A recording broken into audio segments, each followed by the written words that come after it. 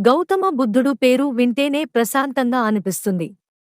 ఆయన ముఖం ఎప్పుడు చూసినా కళ్ళు మూసుకుని ధ్యానంలో ఉన్నట్టే ఉంటుంది. ఆ వ్యక్తి నుంచి మనం నేర్చుకోవాల్సిన జీవిత పాఠాలు ఎన్నో ఉన్నాయి. గౌతమ బుద్ధుడు చెప్పిన జీవిత పాఠాలు. ప్రపంచంలో ప్రజలు అనుసరిస్తున్న ప్రధాన మతాలలో బౌద్ధ మతం ఒకటి. సిద్ధార్థుడిగా పుట్టిన ఓ రాజు జ్ఞానోదయం పొందాక గౌతమ్ బుద్ధుడిగా మారాడు. ఈ బౌద్ధమతం 2500 సంవత్సరాల క్రితం నుంచి మనుగడలో ఉందని గౌతమ్ బుద్ధుడు గుర్తొస్తే చాలు ప్రశాంతమైన ముఖం కళ్లముందు కదులుతూ ఉంటుంది.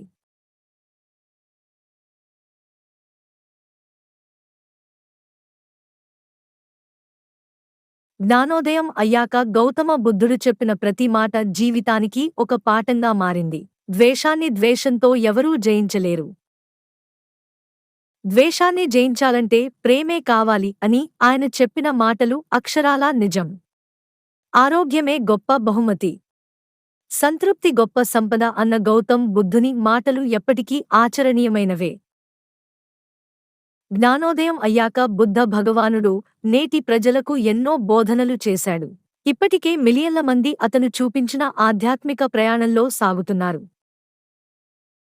బౌద్ధమతాన్ని అనుసరించినా అనుసరించకపోయినా బుద్ధ భగవానుడు చెప్పిన బోధనలు మాత్రం ప్రతి ఒక్కరూ ఆచరించదగినది. బుద్ధుడు చెప్పిన ప్రకారం ప్రజలు ఏం చేసినా అది బుద్ధిపూర్వకంగా మనస్సాక్షిగా చేయాలి. అప్పుడే వారు తమ ఆలోచనలు, భావోద్వేగాలు, పనులు గురించి స్పష్టంగా తెలుసుకోగలుగుతారు. విషయాలను కూడా మర్చిపోతూ ఉంటారు. జీవితంలో ఏదీ శాశ్వతం కాదని అందరూ తెలుసుకోవాలి. బుద్ధ భగవానుడు జీవితంలో మార్పు సహజమని బోధించారు. అంగీకరించడం, వదిలిపెట్టడం అనేది ప్రతి జీవితంలో జరిగేది. వాటికి ముందుగానే సిద్ధపడి ఉండాలి.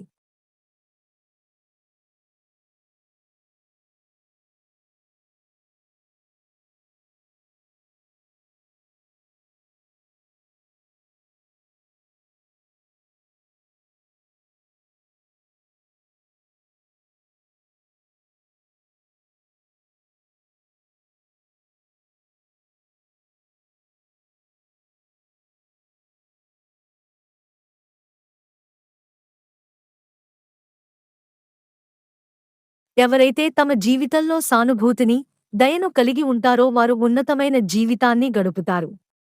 అహంకారంతో ఉండే మనిషి తన కోపానికే కాలిపోతాడు.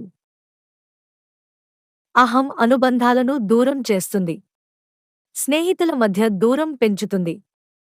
ఇది సంఘర్షణకు, అసంతృప్తికి దారితీస్తుంది. కాబట్టి ప్రతి ఒక్కరూ అహాన్ని వదిలివేయాలి. ఎవరైతే అహంకారాన్ని వదిలిపెడతారో వారు త్వరగా ఎదగగలుగుతారు. భౌతిక సుఖాలపై అధిక వ్యామోహాలను విడిచిపెట్టాలి. కోరికలు ఎక్కువైతే కష్టాలు పెరుగుతాయి. సమస్యలు కొని తెచ్చుకున్నవారు అవుతారు.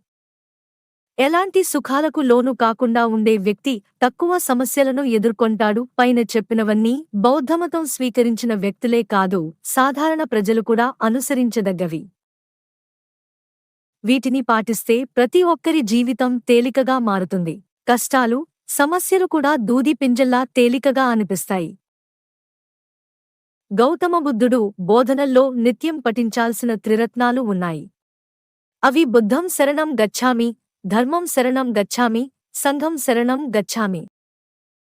వీటిని తలచుకుంటూ మనిషి సరైన దిశలో అహింసాయుతంగా జీవించాలన్నది బుద్ధుడి ముఖ్య ఆశయం.